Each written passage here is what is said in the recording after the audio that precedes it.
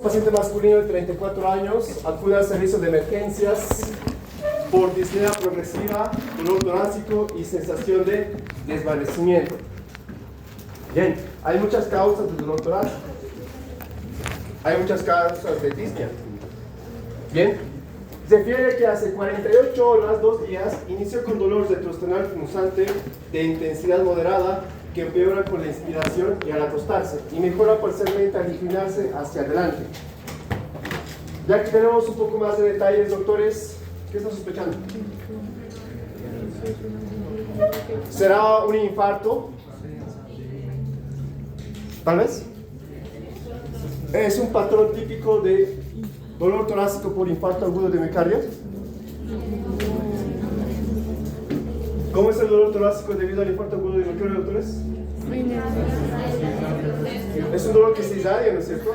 ¿Hacia quién? Izquierdo, y a la mandíbula. Cuello izquierdo, mandíbula izquierda, ¿no es cierto? La parte interna del brazo. No parece un infarto. A ver, sigamos leyendo. En las últimas 12 horas presenta aumento de la dificultad respiratoria, palpitaciones, fatiga marcada, oliguria y sensación de presión torácica. 2 horas antes del ingreso presenta empeoramiento brusco con mareo intenso y diaforesis. El antecedente, muy importante, miren. Como antecedente se refiere a un cuadro viral respiratorio 2 semanas antes con fiebre baja y malestar general. Niega hipertensión arterial, no tiene diabetes, no tiene cardiopatía previa o cirugías, no tiene nada, ni hipertensión arterial. No hay factores de riesgo, además del cuadro respiratorio, ¿no? Al ingreso se encuentra ansioso, pálido y diaforético. Vamos con los signos vitales, doctores. La frecuencia cardíaca ahorita la vamos a determinar. La presión arterial, doctores, 78-56 milímetros de Mer. Está bajo, ¿no? Determinemos la presión arterial media. ¿Cómo se calcula la presión arterial media? Presión arterial sistólica más 2 veces la presión arterial diastólica entre 3. Hay varias versiones de esta fórmula. ¿Lo ven?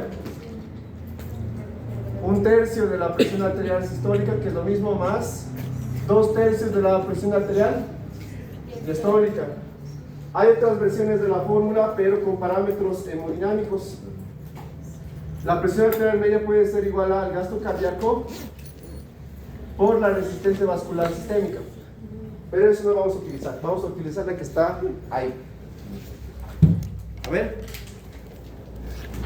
¿Cuánto sale, doctores? ¿Cuánto sale la presión arterial media? Vamos, calculen.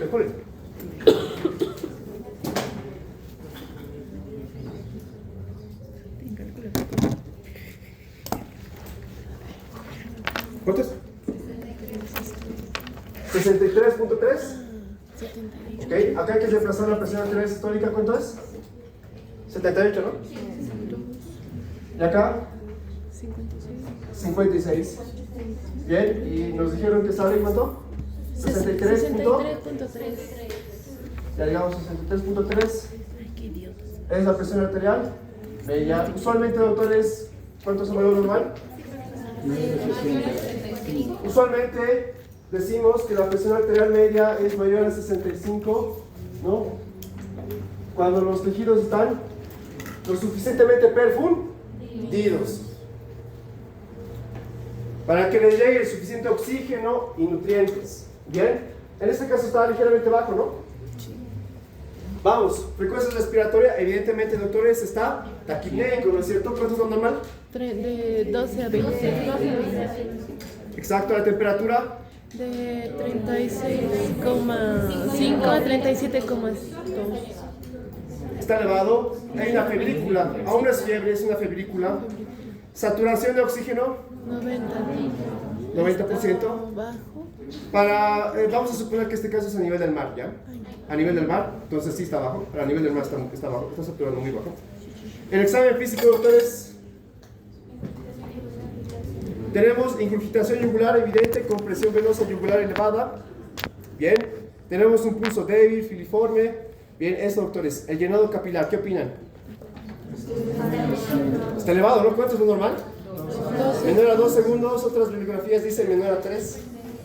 Bien, pero definitivamente es un llenado capilar que está prolongado, ¿no? Es mucho tiempo en el que está llenando los capilares de sangre. Bien, hay extremidades frías, bien, pulso débil, ya eso nos está determinando. ¿Cómo se determina la presión del pulso? Presión de pulso.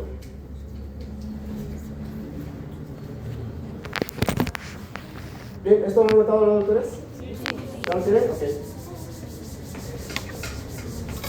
Vamos, ¿qué es la presión de pulso, doctores?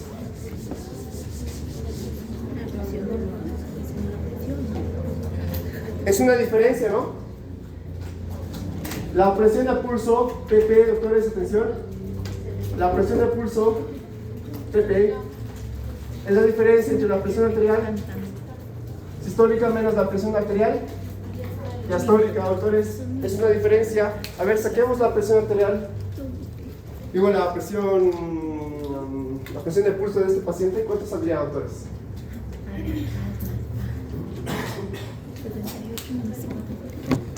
A ver, volvamos a los datos. Ahí están. Sí, 22. ¿Sale 22? El valor normal, doctores, la presión de pulso normal va a diferir de bibliografías, pero es entre 20 a 30 milímetros de mercurio. Bien, ¿para qué nos sirve este dato, doctores? La presión arterial media nos servía para ver cómo los órganos están perfundidos. La presión de pulso, doctores,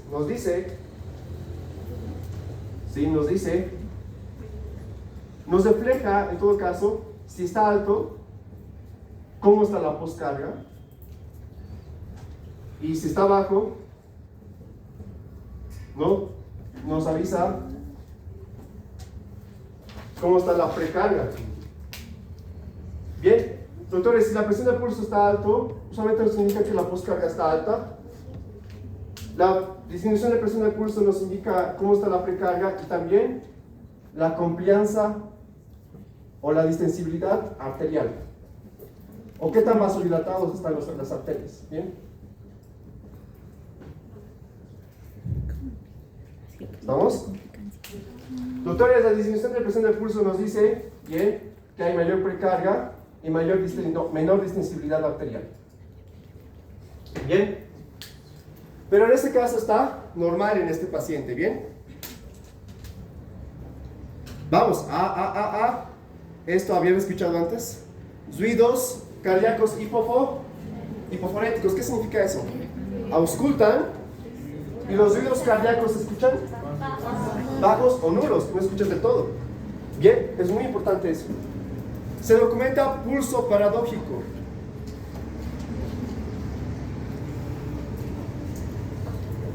Vamos a ir a eso en un momentito. ¿De dónde viene eso? Bien, les voy a explicar de dónde viene. Ok, doctores, se hace un electrocardiograma. Ahorita vamos a terminar de leer todo. Hay gaso, hay un montón de cosas que hay que determinar acá. Vamos con un electrocardiograma. Bien, primero, pues, a simple vista, doctores, ¿qué pueden ver acá? Algo me dice que los complejos QRS no se ven normales, ¿no? Los complejos QRS, aquí dicen, están disminuidos. Está bien, pero pueden decirlo con mejor terminología. ¿Cómo está el voltaje de los complejos QRS?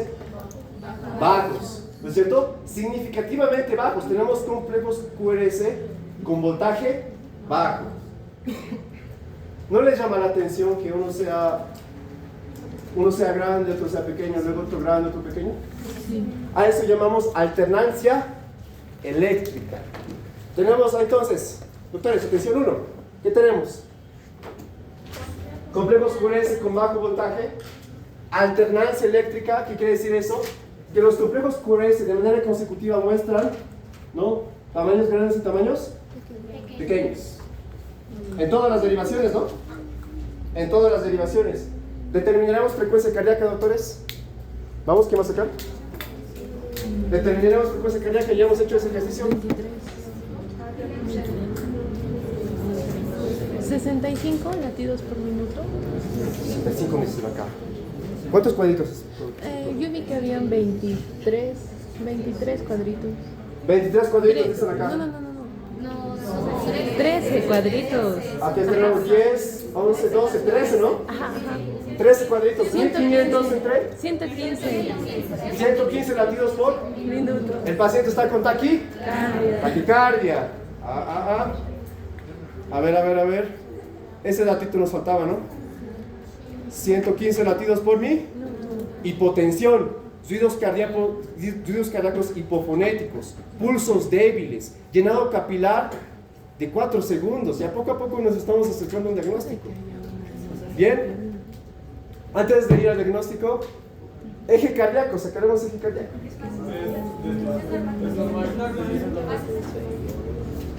Al punto, normal. Pero a ver, ¿cómo llegamos a eso? De 1 está positivo. A ver, ¿está?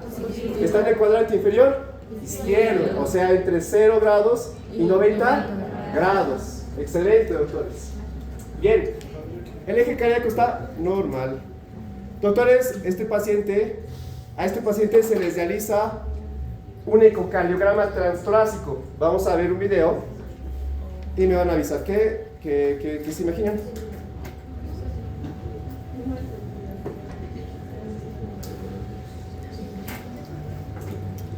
Este es bueno.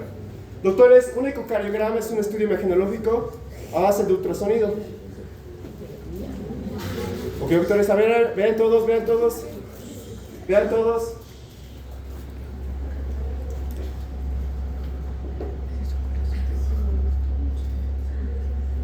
¿Qué ha pasado? Otra vez, a ver.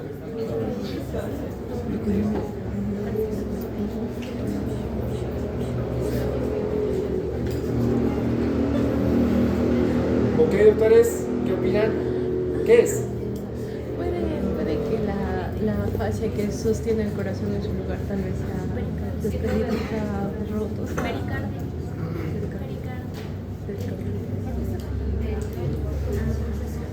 Acá está el pericardio parietal y el pericardio visceral que está recubriendo el corazón. ¿Qué hay acá, doctores?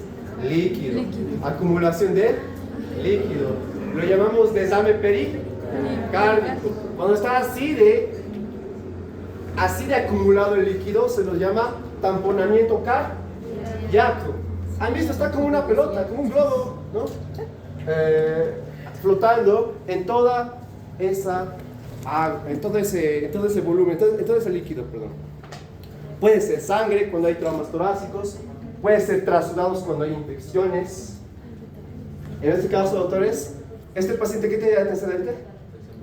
Tiene una infección viral que ha progresado a pericarditis, que ha provocado un trasudado y se ha acumulado líquido entre el pericardio parietal y el pericardio visceral. Y está el corazón inundado de líquido, de trasudado. ¿Qué es un trasudado versus exudado?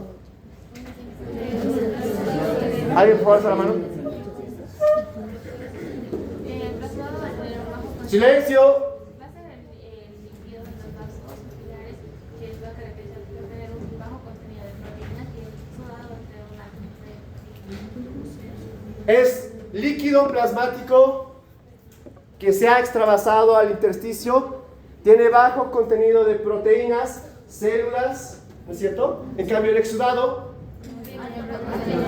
tiene alto contenido de proteínas, tiene alto contenido de células, prácticamente puede ser. Exacto, la coloración también ahí podemos diferenciar, ¿no? Es más amarillenta, más viscosa, ¿no? Etcétera, etcétera. Acá tenemos, doctores, un trasudado, ¿bien? En este caso. Ok, doctores, recordemos el examen físico. ¿Por qué creen que el pulso está débil en este paciente?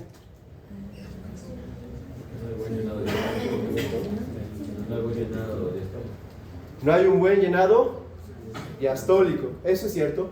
¿Qué va a pasar con el gasto cardíaco, doctores, con este paciente? Prácticamente todo el líquido está comprimiendo el corazón. ¿Habrá buen llenado ventricular? No. ¿El volumen sistólico? ¿Aumenta o disminuye? Vamos a ir de manera mecanística acá, ¿bien?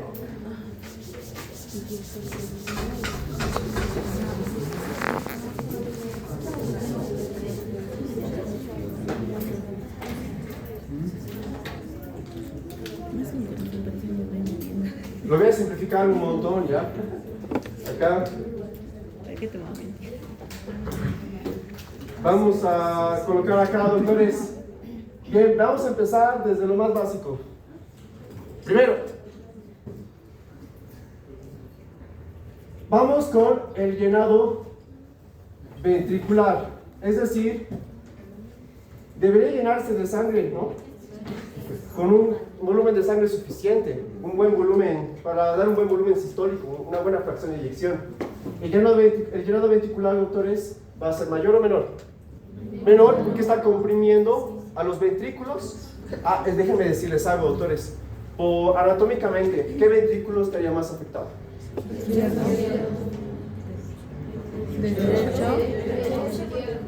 ¿Cómo está el corazón situado en el mediastino? Hacia abajo, hacia la izquierda. Y el ventrículo derecho mira hacia abajo, ¿no ven? Entonces, por gravedad, el paciente, ¿no? Al paciente se le va a afectar en este caso más al ventrículo de hecho, acá se ve muy bien. En este momento que hemos parado, doctores, les quería dar un poco de, ¿cómo se dice? Un poco de contexto acá. Ahí está, doctores, así se ve. Aquí está el hígado, liver, bien. Aquí está el atrio derecho, atrio izquierdo, ventrículo derecho y el ventrículo izquierdo. Acá está el pericardio parietal, pericardio visceral, y como pueden ver acá, doctores, tenemos un desarme pericárdico, en inglés es pericardial effusion, y acá está el líquido. ¿Cómo se ve el líquido? Anecoico. Cuando tú emites ultrasonido en líquido, se ve anecoico, es decir, oscuro, negro. Lo que hemos visto en el ecocardiograma transtorácico, ¿no? A ver, volvamos a verlo. Entonces, no es una clase de imagenología ni nada de eso, solamente quiero que sepan que esto es anecoico. Otra vez.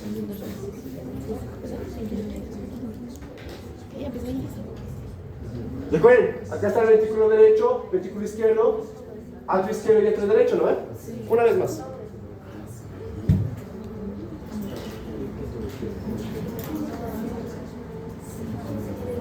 Ya. Entonces el llenado ventricular está bajo. ¿Qué va a pasar, doctores, con el volumen sistólico? ¿Qué es volumen sistólico? Una persona, por favor. ¿Lo pueden, doctores? Estoy hablando de examen. Volumen de eyección. Ya. Es el volumen de sangre eyectado del volumen telediastólico. Es el porcentaje del volumen telediastólico que se ha eyectado, que ha salido de los ventrículos. Eso es, doctores. Bien. El volumen sistólico entonces disminuye. Claro, porque el llenado ventricular está disminuido. ¿Cómo está el gasto cardíaco? ¿Cómo determinamos gasto cardíaco? Volumen sistólico por frecuencia cardíaca. ¿Pero qué es gasto cardíaco? Silencio. Si quieren jugar o hablar, ¿se pueden salir? ¿Ya? Es el volumen de sangre que el corazón, ¿no?, bombea por minuto. Por eso se coloca ahí, doctores, la frecuencia cardíaca, ¿no? Entonces el gasto cardíaco está disminuido. Ok. Ahora sí, la parte de desregulación. Si el gasto cardíaco está disminuido, doctores, ¿cuál es el efecto en el sistema nervioso simpático y en el sistema de renina, angiotensina, aldosterona? Primero, sistema nervioso simpático, ¿qué pasa? Una persona que hace la mano, por favor. Ya va a aumentar la frecuencia cardíaca, pero ¿cuál es el orden? La disminución del gasto cardíaco, doctores, aumenta la actividad del sistema nervioso simpático. Claro, porque el sistema nervioso simpático se está dando cuenta que se está inyectando poca sangre. Bien, el sistema nervioso simpático, doctores. Bien, tenemos un neurotransmisor principal. ¿Cuál es? La noradrenalina o norepinefrina, como ustedes dicen, lo mismo. La noradrenalina o la norepinefrina, doctores, ¿qué efecto va a tener, doctores, en la frecuencia cardíaca?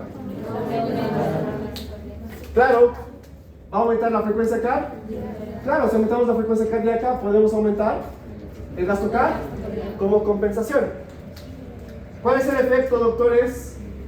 ¿Cuál es el efecto en la contractilidad? La contractilidad aumenta. A ver. Doctores, atención. El volumen sistólico, ¿de qué depende? ¿Cuáles son los tres factores? ¿De cuál depende? ¿De qué depende el volumen sistólico?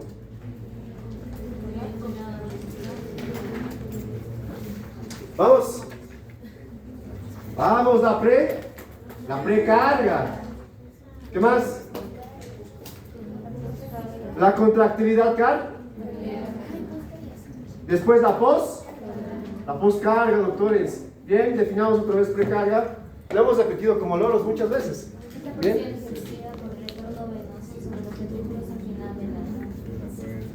Lindo. Presión generada por el retorno venoso en los ventrículos. O también lo podemos definir como el grado de distensión ventricular provocado por el retorno venoso. O la presión que ejerce el retorno venoso sobre la distensión de los ventrículos. ¿Podemos decir que la precarga es igual al retorno venoso? Más o menos, no es tanto así. Pero sí lo podemos relacionar. Si aumenta el retorno venoso, aumenta la precarga. Pero ahora no vamos a ver eso. Aquí nada que ver. A ver, o sí lo vamos a ver después, pero esperen un momento. La contractilidad. Primero, ¿qué pasa si la precarga aumenta? ¿Cuál es el efecto en el volumen sistólico? ¿Qué dice la ley de Frank Starling? Mientras mayor sea la longitud con la que se distiendan las fibras del miocardio, mayor es la fuerza de contracción. Claro, entonces, mayor contractilidad llevaría a mayor volumen mayor precarga llevaría a mayor volumen Lo propio, si aumentamos la contractilidad con algún inotrópico, por ejemplo, algún fármaco, como noradrenalina, epinefrina, dobutamina, fenilefrina, hay varios. La contractilidad, si la contractilidad aumenta el volumen Ahora sí. ¿Qué pasa con la poscarga? A ver, ¿qué pasa si aumenta la poscarga? ¿El volumen sistólico? Disminuye. Acá, el volumen sistólico disminuye, pero con estos dos aumenta. Y así. Con estos, doctores, está directamente relacionado. Si aumenta la precarga, aumenta el volumen sistólico.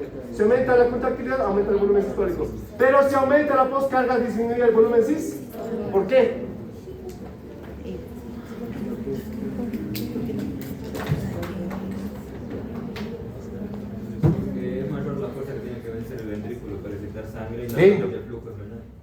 ¿Han escuchado? Es la fuerza con la que los ventrículos o el corazón tiene que bombear la sangre, la presión que tiene que ejercer el corazón para vencer la resistencia vascular sistémica, aumenta. Bien. Entonces, el corazón al principio, cuando hay una elevación de la respuesta, de la resistencia vascular sistémica, el corazón no está adaptado y empieza a inyectar menos volumen porque hay mucha presión, hay mucha resistencia vascular sistémica. Ahora sí, pregunta. ¿Cuál es el tipo de vaso sanguíneo que determina la resistencia vascular sistémica en nuestro cuerpo? Las arterias, tal vez las arteriolas, tal vez los capilares, tal vez las vénulas, tal vez las venas. ¿Cuál será? ¿Capilares? Las arteriolas, doctores, determinan principalmente la resistencia vascular sistémica o la resistencia periférica total. No se me estresen. Acá, atención. La precarga, hemos dicho, está relativamente asociado al retorno y la poscarga está relativamente asociado a la resistencia vascular sistémica. ¿De qué depende la resistencia vascular sistémica? Si es alta o baja. Del diámetro de las arteriolas principalmente. También vénulas, pero principalmente arteriolas. Si hay vasoconstricción o vasodilatación. Si hay vasoconstricción, ¿aumenta o disminuye la resistencia? Claro, si disminuimos la luz del vaso, la fuerza con la que, tiene que venir la sangre tiene que ser mucho mayor para perfundir los órganos, ¿no? Y si hay vasodilatación, es más fácil, ¿no? Si hay vasodilatación es mucho más fácil para el corazón perfundir órganos. Entonces, la vasoconstricción, doctores, en este caso está directamente relacionado. En cambio, la vasodilatación. Si hay vasodilatación, doctores, ¿aumenta o disminuye la resistencia? Disminuye, ¿no es cierto? Ok. ¿Listo, doctores? Ahí está, estamos desglosando el tema. Acá tengo otras. Este es un ecocardiograma transtorácico. Hay otras modalidades, doctores, de ultrasonido para poder diagnosticar esto. Les voy a mostrar solamente para que tengan un poco de más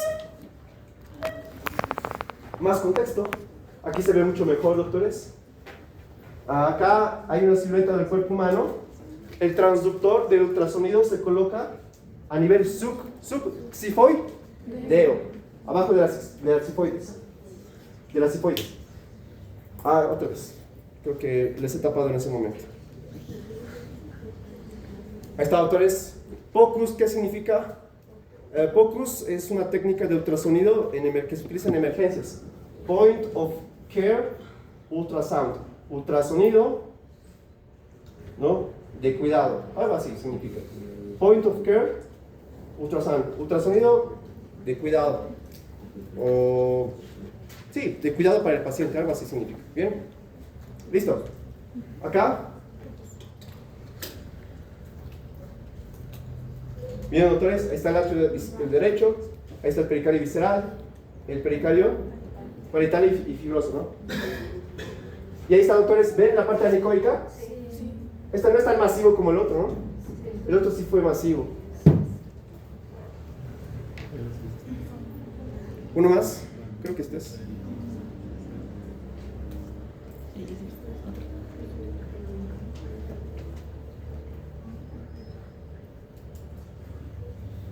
Acá está otro. Aquí está, pericardio visceral, pericardio parietal, y ahí está el fluido anecoico. Tanto sangre como... Cuando hay sangre, doctores, se le dice hemopericardio, cuando hay presencia de sangre. Está, miren. Les decía, acá, ¿qué ventrículo se afecta más? El ventrículo izquierdo no es que no, se afecta, pero más el ventrículo usualmente llega a colapsar primero.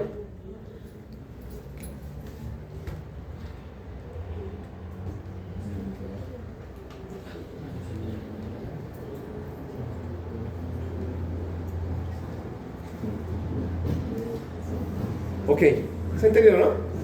A ver, ahora correlacionemos con los hallazgos en el electrocardiograma. Correlacionemos. A ver, ahora. Doctores, ¿ahora entendemos por qué tiene taquicardia el paciente? Sí, porque como compensación a la disminución del gasto cardíaco tenemos aquí, que lo observamos en el electrocardiograma.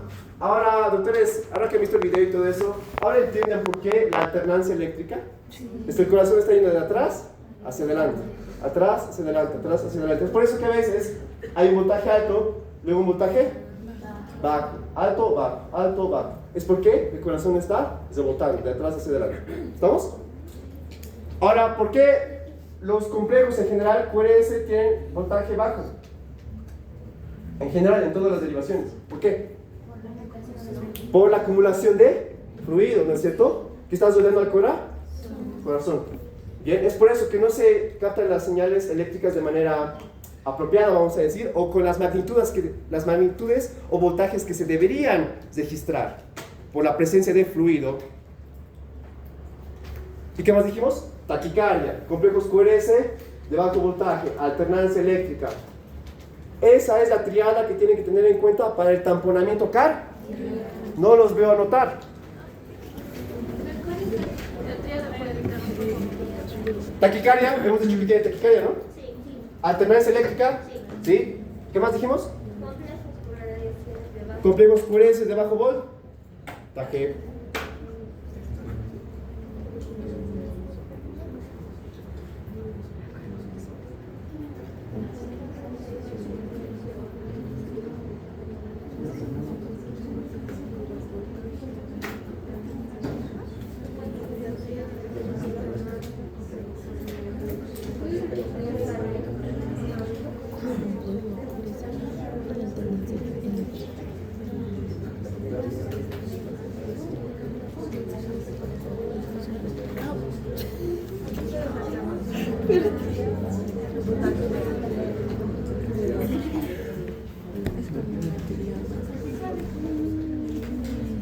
Bien, atención doctores.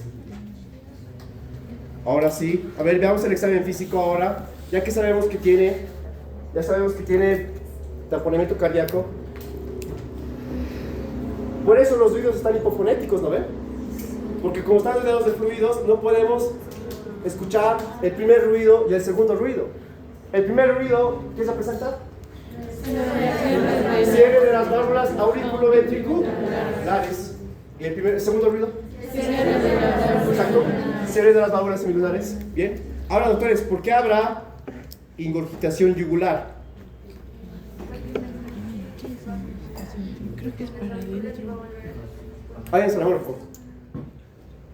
Porque la sangre al no poder entrar al ventrículo derecho va a regresar a la aurícula derecha. Y también por ende también va a volver a los vena cava superior e inferior. Entonces en la vena cava superior se va a acumular en la vena yugular. En la vena yugular. ¿Lo explicó bonito? ¿Se ha entendido? Sí. Claro, como el corazón está comprimido, ¿no es cierto? Las aurículas no logran, vamos a decir, llenar los ventrículos por completo. Las aurículas van a ingurgitarse de sangre, al igual que las venas cavas, en este caso, hablando de la aurícula derecha, obviamente. Tanto vena cava superior como vena cava inferior se empiezan a ingurgitar, ¿no es cierto? Entonces, por eso hay ingurgitación yugular. Ahora entendemos por qué el pulso débil. Es por el menor volumen sistólico, menor gasto cardíaco, ¿no es cierto? ¿Se entiende ahora por qué el llenado capilar? Claro que sí, por el menor gasto cardíaco, ¿no es cierto? Y las extremidades frías. ¿Cuál es el rol de la circulación sanguínea en la temperatura corporal?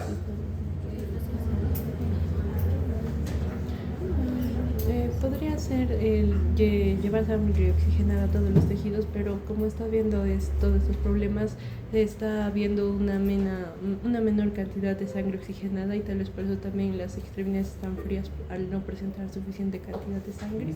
Bien, lo que dijo la doctora es, como hay menos gasto cardíaco, ¿no? Relativamente menos gasto cardíaco, obviamente después va a compensar, pero poco a poco se va a deteriorar.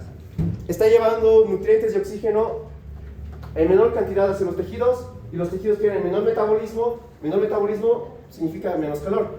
¿En qué organelo usualmente, doctores, se produce calor en nuestro cuerpo? ¿En qué organelo? En las mitocondrias. ¿Y qué necesitan las mitocondrias para oxidar macromoléculas? Oxígeno. Recuerden, el oxígeno, doctores. ¿Ya han visto cadena de transporte de electrones? Sí. ¿Dónde llega el oxígeno? ¿A qué complejo? Al complejo 4. Recuerden, el oxígeno se reduce a agua. ¿Todo para qué? Para oxidar moléculas a través del ciclo de Krebs, a través de la glucólisis. ¿Sí? Tal vez podría ser también como el ventrículo derecho porque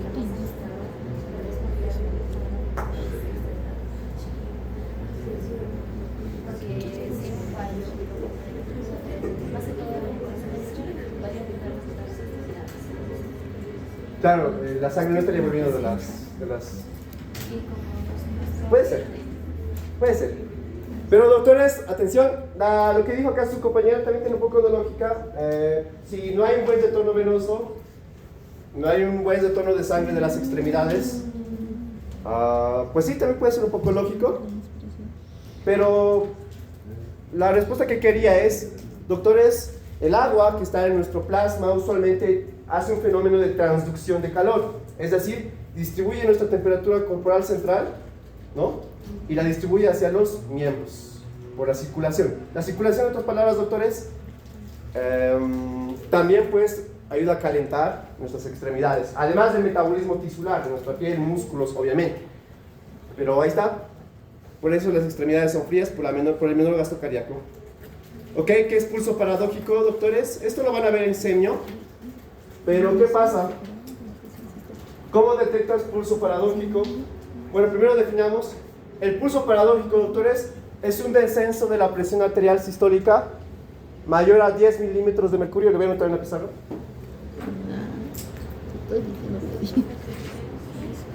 Acá, pulso paradójico, doctores. Bien, ¿qué pasa? Normalmente, doctores, durante una inspiración profunda, es decir, ¿no es cierto? Usualmente suele descender la presión arterial sistólica suele descender, pero menos de 10 milímetros de mercurio. 10 milímetros de mercurio, menos. Pero ¿qué es lo anormal? ¿Qué es lo patológico? Que la presión arterial sistólica disminuya más de 10 milímetros de mercurio.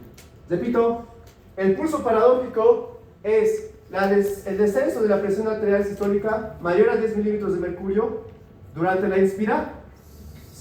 Lo normal es que no reduzca más de 10. Digo, lo normal es que no pase de 10.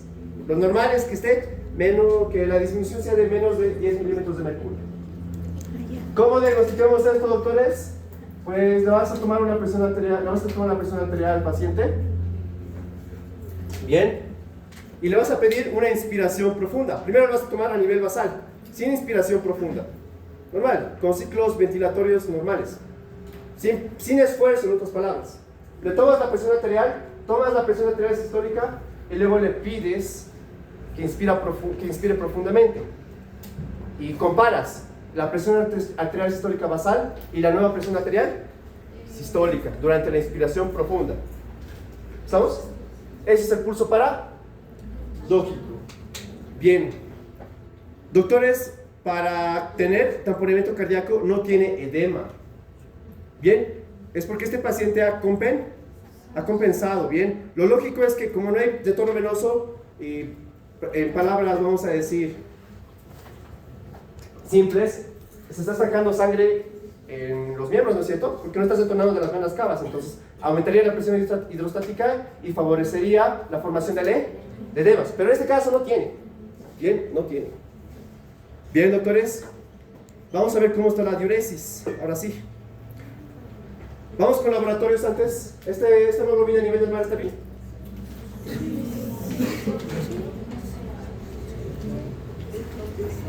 Ok, les voy a dar el tip para recordar hemoglobinas.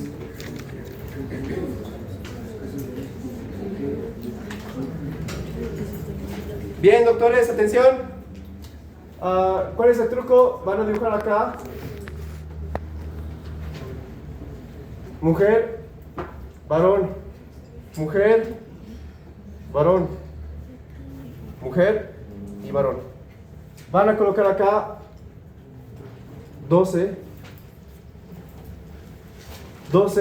13, 14, 15, 16 y 17. ¿Para qué es este mnemónico? Para recordar los niveles de hemoglobina a diferentes alturas. A nivel del mar. A nivel del mar. Arriba de 2500 metros sobre el nivel del mar. Por si acaso esto no está en los libros, simplemente es algo que he deducido con un doctor cuando estudié. Bien, porque, seamos sinceros, memorizar esos valores está muy denso. Bien, acá, arriba de 4000 metros sobre el nivel del mar. Atención, entonces, ¿cuál es la regla acá? Esto es a nivel del mar, esto es mayor a 2500 y estos valores son para mayor a 4000. Vas a aumentarle 3 unidades, 12 más 3, 15, ese es el rango. Acá lo propio, 3, 16 acá, 17 acá, 18 acá, 19 y acá, 20. Nosotros estamos acá, ¿no es cierto? A 2500, va a ver, mayor a 2500 metros sobre el nivel del mar. ¿Se ha entendido? Entonces, este paciente que está a nivel del mar, ¿tiene una hemoglobina normal? Sí, está normal. ¿Se ha entendido? Anoten eso, doctores, es muy útil, la verdad. Porque yo no pensaba memorizarme tantos valores. Bien, esta es la manera más fácil. Anótense. ¿En el medio cuál era? Lo pondré mejor. A nivel del mar. Esto es mayor a 2500. Esto es mayor a 4000 metros. El doctor con el cual lo determiné es el doctor Amaru. ¿Alguien lo conoce? ¿Han escuchado de él? Bien. Es el doctor que trabaja en el laboratorio de biología celular de la UNSA y es el que ha determinado con un equipo de investigación, obviamente, los genes que nos permiten adaptarnos a la altitud. Bien, muy interesante.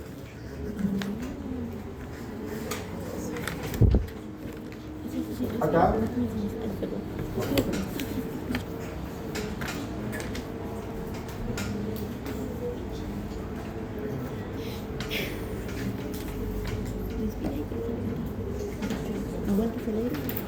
Ya. ¿Listo, doctores? Siguiente. Vamos.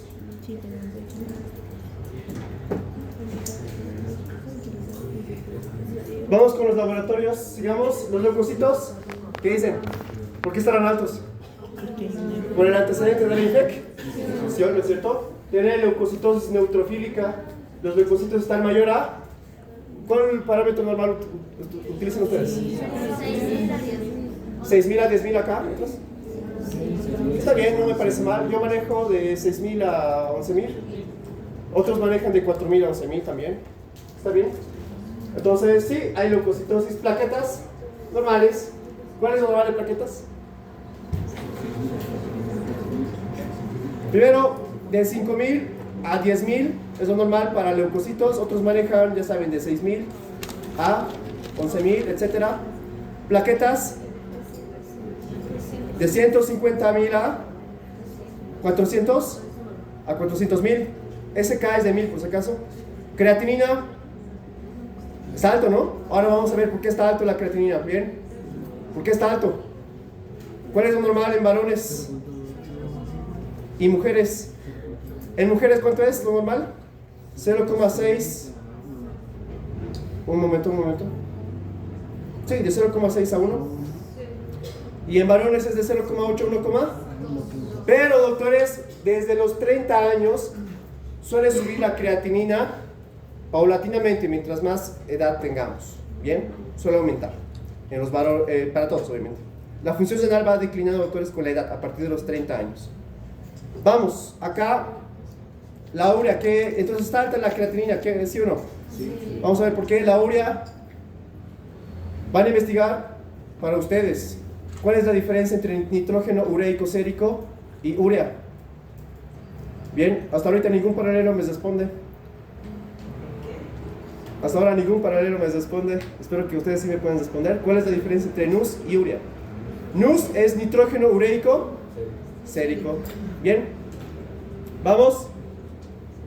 Urea, doctores, acá está alta. ¿Cómo saben eso? Miren, les voy a dar un mnemónico para que los recuerden. Los laboratorios no tienen por qué ser difíciles. Bien, el NUS, doctores, usualmente el valor normal es menor a 20 y el de urea es menor a 40, es la mitad. Y ahí está la razón de mi pregunta. ¿Por qué es la mitad? ¿Cuál es la diferencia entre NUS y urea? Bien, entonces acá, doctores, ¿la urea está elevada? Sí, está elevada. Sodio, ligeramente bajo, ¿no? Hay una hiponatremia leve, ¿sí o no? Hay hiponatremia leve. Potasio, está normal. ¿De potasio cuánto es lo normal? De 3.5 a 5 miliequivalentes litro. Sodio, doctores, atención. El sodio es, ya saben, de 135 a 145 miliequivalentes litro. Vamos. Lactato. Bien, doctores, no tiene por qué ser difícil, les repito, tiene que ser menor a 1,7 milimoles litro. En este caso está alto. Ahora les voy a explicar por qué. Bueno, creo que ya es lógico un poco, pero a ver. Troponina ligeramente elevada. ¿Por qué creen que la troponina esté ligeramente elevada?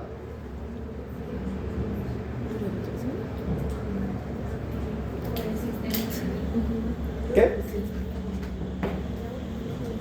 ¿Por qué la troponina está ligeramente elevada? No, nada que ver en sistemas de niña. Hay un mayor nivel de estrés celular y nivel de cardiovascular. Claro. Si hay una gran cantidad de fluido comprimiendo al ventrículo doctores, se provoca más estrés, lo cual puede provocar pues, la liberación de estas enzimas, ¿no? Cuando altere alguna de estas células miocárdicas. Bien. Vamos, ¿qué es la proteína C reactiva?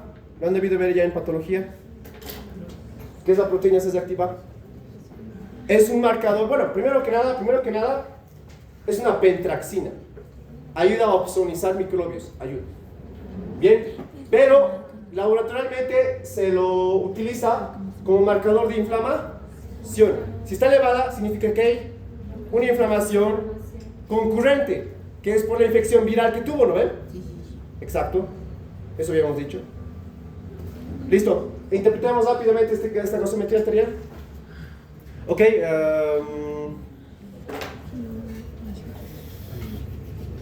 acá, ¿qué tenemos, doctores? El pecho está disminuido, exacto. ¿Eso qué es? Acidosis. Acidemia. Si es que hay síntomas, acidosis. Es la diferencia entre acidemia y acidosis. Entonces, en este caso sí tiene síntomas, entonces es acidosis. Bien, la presión arterial de CO2 a nivel del mar, ¿cuánto es?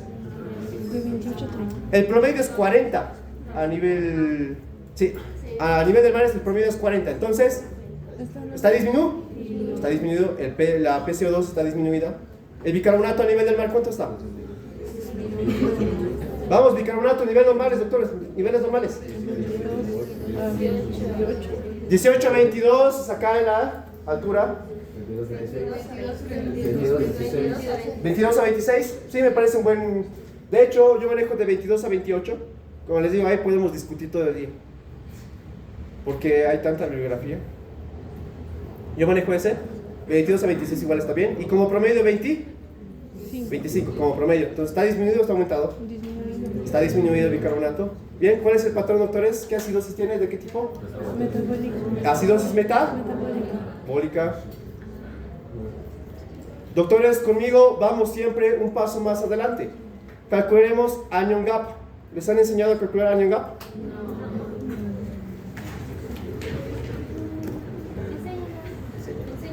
Claro que sí, les enseño.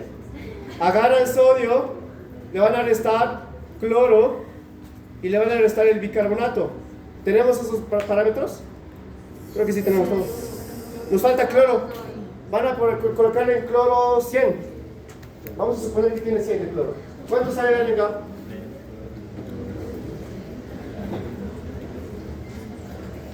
Siempre, doctores, ante una acidosis metabólica, calculamos anion gap. Para ver si es una acidosis metabólica con anion gap elevado o anion gap normal, pero les voy a explicar qué es anion gap. De nada sirve explicarles así. ¿Cuánto? 10. Primero que nada, ¿cuál es el valor normal del anion gap, doctores? Usualmente es 12 más menos 2 milimoles o miliequivalentes litro. ¿Pero cuánto está saliendo, doctores? 17. ¿El anion gap está elevado o...? Está elevado, ¿no? El anion gap está de 17, por lo tanto está ¿De dónde salió esto? ¿El sodio cuánto era? 134. ¿Cloro? 100. ¿Bicarbonato? 17, entonces ¿sale 17 al final? Está elevado. ¿Pero qué significa? Vamos a interpretar súper rapidito, no quiero demorarme acá mucho.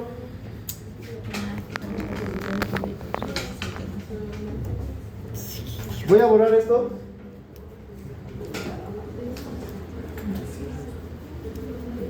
¿Cuál es el promedio de sodio?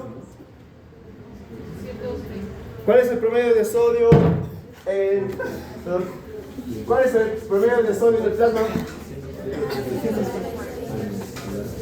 140. Ok, acá vamos a colocar los iones que tienen carga positiva, acá los iones que tienen carga negativa en el plasma. ¿Las positivas cuáles son? Sodio. ¿Cuánto de sodio hay? 140 en promedio. ¿Potasio en promedio? ¿Potasio? 4, ¿no? Porque es de 3.5 a 5. Vamos, calcio. En milimoles litro.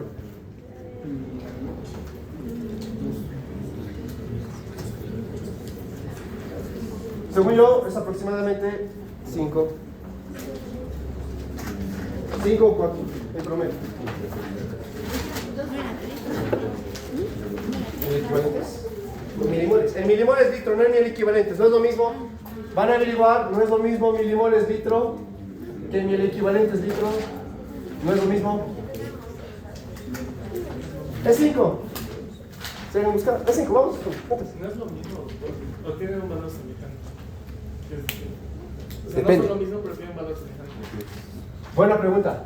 son lo mismo cuando cuando el ion tiene carga de 1 o más 1 o menos 1. O sea, el sodio es positivo más 1, ¿no ven? El potasio también, pero el calcio es más 2.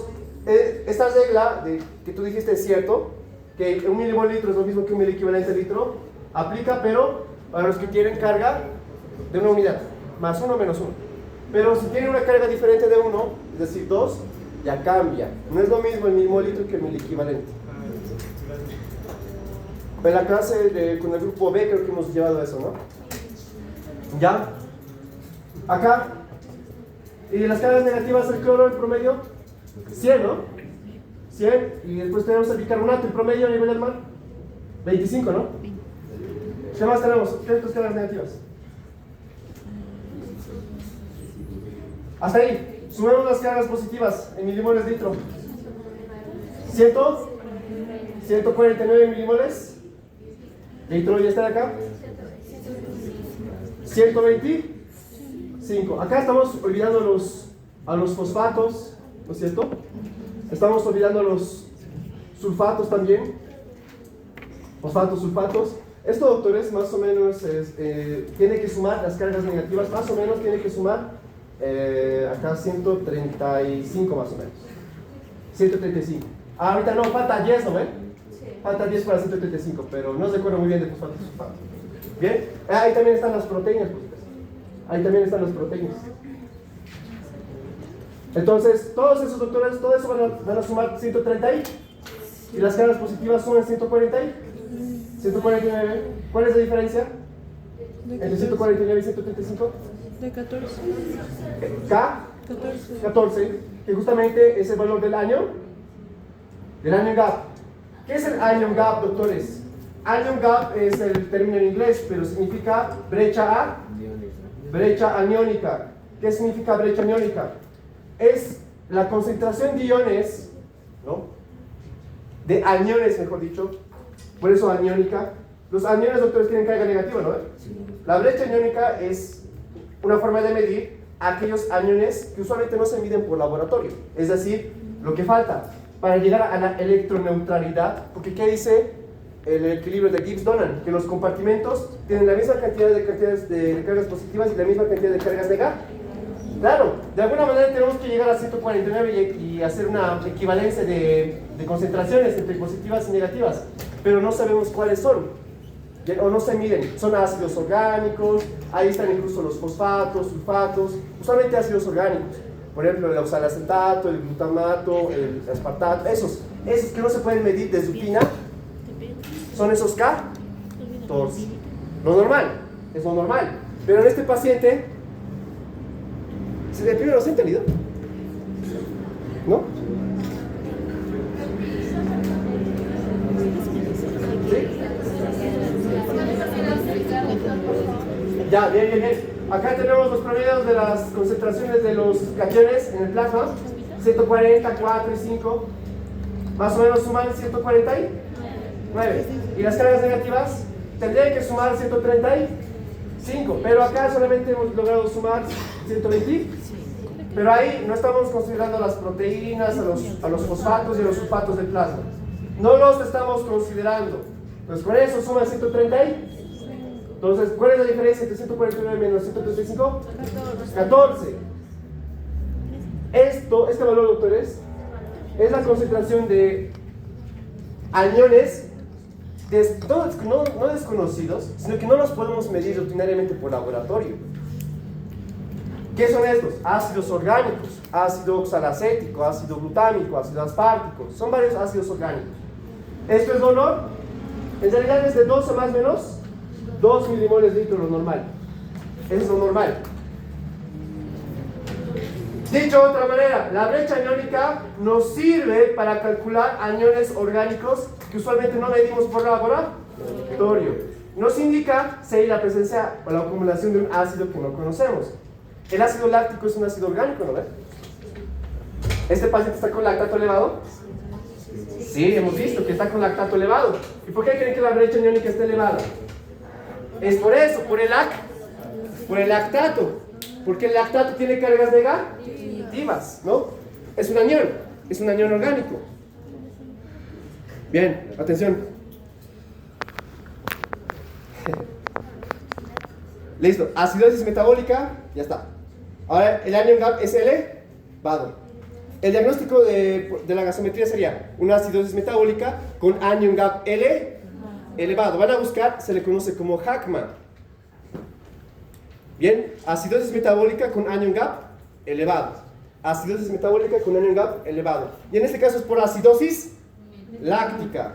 Por acá creo que lo hemos leído. Ya, terminamos esta parte. Bien, doctores, ¿cuáles son las características electrocardiográficas del tamponamiento cardíaco? Taquicardia, complejos con S con voltaje bajo y alternancia eléctrica. Bien, ¿listo? Vamos con una radiografía de tórax. Miren, doctores, obviamente vamos a observar cardiomegalia por la acumulación de líquido. Bien, lindo. Vamos, el ecocardiograma transtorácico. Este está como que difícil de visualizar, pero ahí está. Este es el ventrículo izquierdo, este es el ventrículo derecho. ¿Habrá desame pericárdico? Sí, acá está, aquí tenemos un fluido anecoico que no provoca, ¿no es cierto?, que no capta ondas de ultrasonido. No es que no capte, sino que no provoca defracción. Bien, o sea, no golpea contra el líquido para devolver, como un eco. Eso es el ultrasonido, esa base de ecos. Bien, ondas de sonido. Listo, vamos, con eso terminamos. Monitorización hemodinámica, a ver cómo va a estar la presión venosa central. Primero definamos presión venosa central, ¿qué es? Es la presión ejercida por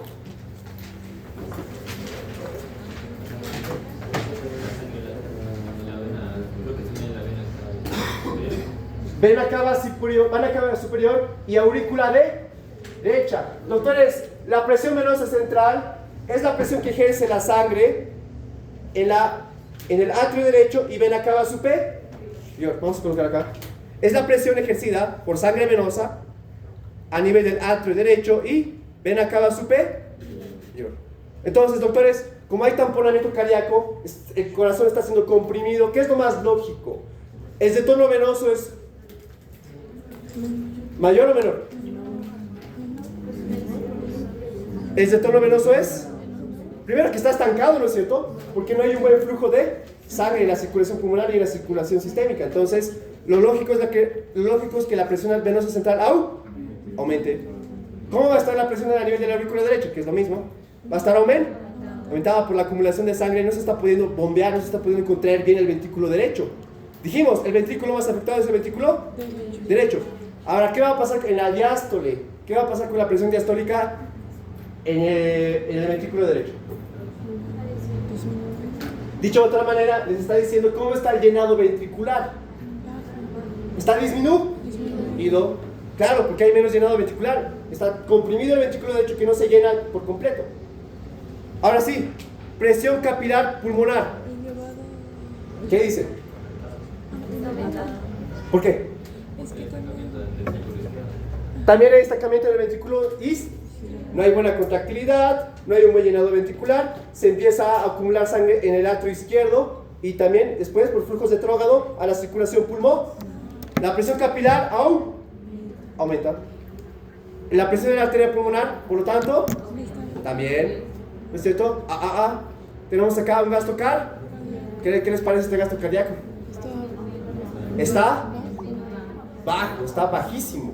Bien, gasto cardíaco disminuido. Bien, doctores, estos datos, ahorita les voy a explicar de dónde vienen. Índice cardíaco. ¿Qué es el índice cardíaco? El índice cardíaco, doctores, es simplemente la división entre el gasto cardíaco y la superficie corporal del paciente. Es lo mismo. El gasto cardíaco, ¿cómo se mide? En litros por minuto. Y el índice cardíaco es litros por minuto, pero sobre superficie corporal. Bien, que es en metros cuadrados. No necesitan saber eso, a no ser que sean intensivistas, ya ese tipo de datos les va a servir mucho más. Bien. Ahora sí, ¿qué va a pasar con la resistencia vascular sistémica? Ahora sí vamos a volver a nuestro flujograma. ¿Qué pasa con la resistencia vascular sistémica? ¿Aumenta o disminuye? ¿Por qué disminuye? No disminuye, ¿por qué dicen que disminuye? No depende del flujo. ¿De qué depende la resistencia vascular sistémica? ¿Qué hemos dicho? ¿De qué depende? ¿De la vasoconstricción, vasodilatación o el tono normal de los vasos? Lo lógico en esto, ¿qué es lo que va a pasar, doctores? Bien, voy a borrar esto. Atención, atención, atención, atención. El sistema nervioso simpático, ya saben. Acá dijimos que libera las catecolaminas, principalmente la norepinefrina o noradrenalina. A nivel del corazón, aumenta la frecuencia cardíaca a través de los receptores beta 1, ¿no ven? Aumenta la contractilidad a través de receptores beta 1 y beta 2, porque tanto beta 1 como beta 2 se encuentran en el miocardio. Bien, también aumenta la conducción atrioventricular o el dromotropismo, es decir, es cronotrópico positivo, es sinotrópico positivo y dromotrópico positivo, que bueno, acá se refleja con la conducción atrioventricular, que también aumenta, por eso también aumenta la frecuencia cardíaca. Bien, ahora doctores, ¿cuál es el efecto del sistema nervioso simpático? Ya no en el corazón, sino en los vasos, tanto arteriolas como vénulas. ¿Cuál es el efecto? Vasoconstricción, acá lo vamos a representar con vasoconstricción. También va a haber venoconstricción.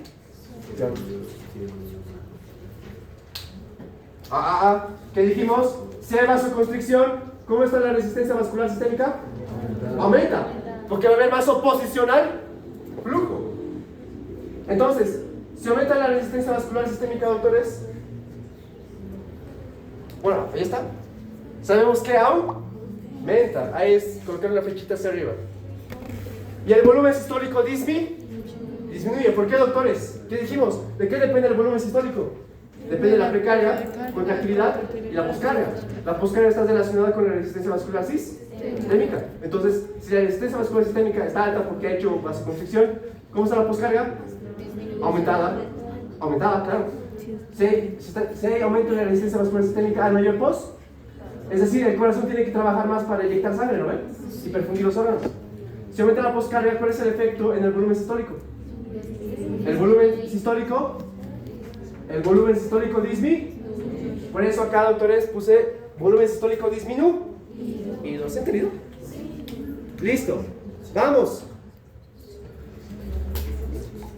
Vamos, doctores. ¿Cómo está la precarga? ¿Será que los ventrículos se distienden lo suficiente? No. La precarga ventricular está disminuida. La poscarga está elevada por la respuesta simpática, ¿no es cierto? ¿Es de tono venoso? ¿Qué dicen? ¿Hay más de tono venoso, sí o no? Primero, definamos de tono venoso. Puesto de manera simple, el de tono venoso es similar a la definición del gasto cardíaco. ¿Cuál es la definición del gasto cardíaco? Es el volumen de sangre que el corazón bombea por mí. ¿Es de tono venoso qué sería? El volumen de sangre que se egresa al corazón por minuto. Entonces no se van a olvidar. El de tono venoso tiene una definición, no es que sea igual, tiene una definición similar al gasto cardíaco. Es decir, miden en ml por mí, pero litros por mí. El gasto cardíaco nos mide cuántos litros de sangre se bombea por minuto. El de tono venoso nos mide cuántos litros de sangre vuelven al corazón por minuto. Esa es la diferencia. Bien. Entonces, el de tono venoso aumenta o disminuye en este caso clínico. Tamponamiento cardíaco. ¿Qué dicen? Claro, pues si no se pueden llenar los ventrículos, hay más de tono hay más de tono venoso, ¿bien? Porque se está acumulando sangre. Perfusión sistémica. Es muy importante. Muy importante. Voy a agarrar otra salita. Doctores, atención. Esto ya es un poco más avanzado ya para fisiopasco, pero les va a servir. Tenemos algo que se llama DO2 y algo que se llama VO2. DO2 significa entrega de oxígeno. Es lo que el corazón entrega de oxígeno a los tejidos. El VO2, doctores, atención, el VO2 es el consumo de oxígeno.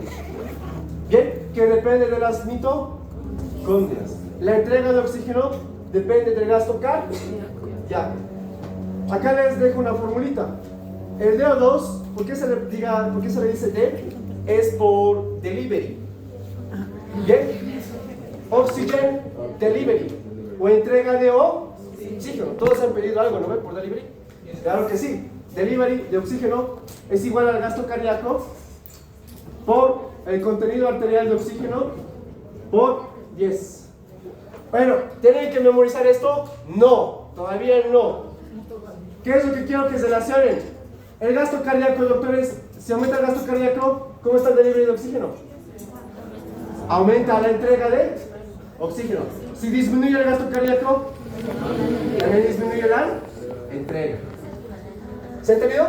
O sea, la entrega de oxígeno es directamente proporcional al gasto cardíaco. El contenido arterial de oxígeno. Van a averiguar cuál es la fórmula del contenido arterial de oxígeno. Para ustedes. Bien. ¿Cuál es la fórmula del contenido arterial de oxígeno? Lo vamos a ver mejor en fisiologías respiratorias. Pero bueno, ya pueden ir adelantando.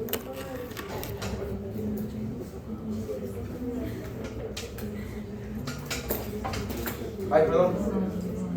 Anoten.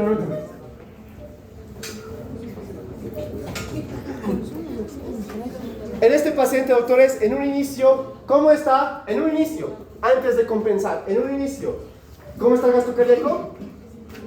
Disminuido. Si el gasto cardíaco está disminuido, ¿cómo está la entrega de oxígeno? Disminuido. O sea, los tejidos no tienen oxígeno para poder metabolizar, ¿no es cierto? Entonces, vamos a cambiar de un metabolismo aeróbico a un metabolismo anaeróbico, donde se produce ácido láctico. Por eso el lactato estaba elevado, ¿no? Claro, porque hay menor entrega de oxígeno. Y si hay menor entrega de oxígeno, ¿cómo está el consumo de oxígeno? Disminuido. ¿Se ha entendido? Y se produce más ácido láctico. ¿Ven? Ácido láctico. ¿Por qué? A mí me gusta bioquímica y se explica por qué. Todo ocurre a nivel de la piruvato deshidrogenasa. Bueno, otro día. Pero es bonito. ¿Qué tienen que saber? A ver. Si está disminuido la entrega y el volumen de oxígeno también va a estar disminuido, Consumo. el consumo de oxígeno, entonces en un diferencial, digamos, entre la presión de oxígeno a nivel venoso y de arterial va a ser pequeño diferencial. Ah, ya. Como en la, Muy buena. Muy buena. Si hay menos entrega de oxígeno, creo que lo vamos a colocar acá. Entonces, menor volumen sistólico significa menor gasto cardíaco, ¿sí o no? No, como momento. Sí, está bien. Menor gasto cardíaco, bueno, eso es de deshacerles la cara. El menor gasto cardíaco que hemos dicho, menor entrega de oxígeno. Bien, menor consumo de oxígeno. Y hace más láctica. Pero lo que nos está preguntando el doctor, y nos está diciendo, nos está preguntando la presión arterial de oxígeno, ¿verdad? ¿Qué? A eso te refieres, ¿verdad? Pero después, ¿qué pasa? ¿Cuál es la comparación con la presión venosa de oxígeno, verdad? Ok, doctores, si ya de por sí el gasto cardíaco está disminuido, ¿cómo está la presión arterial de oxígeno que se entrega? Ah, es que eso no se entiende. ¿De qué depende el contenido arterial de oxígeno? Atención. ¿De qué depende el contenido? Depende de la presión arterial de oxígeno, depende de la hemoglobina y de la saturación arterial de oxígeno. De esas tres cosas depende. No solamente de la presión arterial de oxígeno, sino de la hemoglobina y de la saturación arterial de oxígeno. De esas tres cosas depende. Si aumenta la saturación, ¿cómo está el contenido arterial? aumentado. Si hay más hemoglobina, aumentado. Si hay más presión arterial de oxígeno, aumentado. ¿No? Entonces acá, claro, como está implícito acá, también la presión arterial de oxígeno que se entrega es bajo. Por lo tanto, como no hay consumo de oxígeno en ustedes, ¿cómo está la presión venosa? ¿Aumentada o disminuida? Aumentada. O va a haber una ligera diferencia, ¿no? No va a ser tan amplia como cuando se entrega bien el oxígeno. Dicho de otra manera, como hay bajo consumo de oxígeno, ¿cómo va a estar la presión venosa del oxígeno? El oxígeno que está volviendo por las venas. ¿Está aumentando? Claro, porque no están consumiendo anolas. No, pues igual disminuye. No, me estoy confundiendo con sepsis, perdón. Está disminuido. Está disminuido. Igual. Solamente que en valores no sabía decirte cuánto. Va a depender. Si restamos uno del otro, digamos, con el principio del FIC, sí, ahí sí nos dará una eliminación. Le doy el puntaje a que me dibuje la fórmula del principio del FIC. ¿Sí? ¿De qué? Ya. Principio de FIC o la ley de FIC. Del examen de mañana, hoy no hay examen.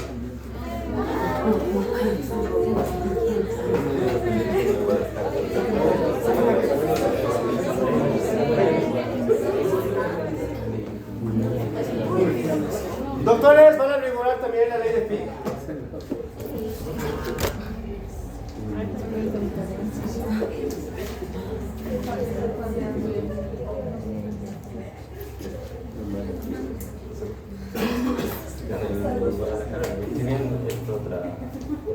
Si bien es otra fórmula, pero para hablar del gasto cardíaco tenemos que tener el volumen de oxígeno de sangre y también se mide el volumen de oxígeno a nivel venoso menos el volumen de oxígeno a nivel arterial.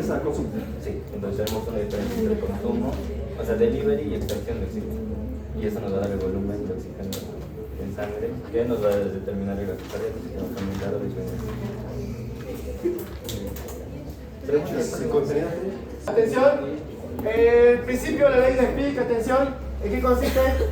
Nos permite determinar el gasto cardíaco VO2, que es consumo de oxígeno.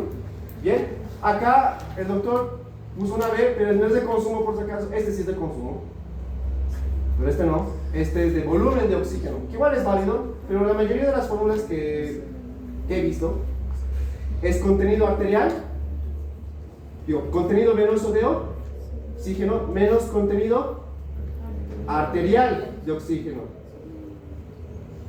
Pero es lo mismo, porque el contenido venoso y el contenido arterial también se mide en volumen, en ml. Por lo tanto, es la misma fórmula. Prácticamente no estoy corrigiendo nada, simplemente les estoy mostrando la fórmula más distribuida en internet. ¿Ya? O en los libros, por lo menos los que yo he leído. Bien, entonces ahí está, doctores. Esto es muy importante, doctores. Muy importante. Consumo de oxígeno dividido entre el contenido venoso menos el contenido arterial. ¿Listo? Vámonos a la práctica del grupo B.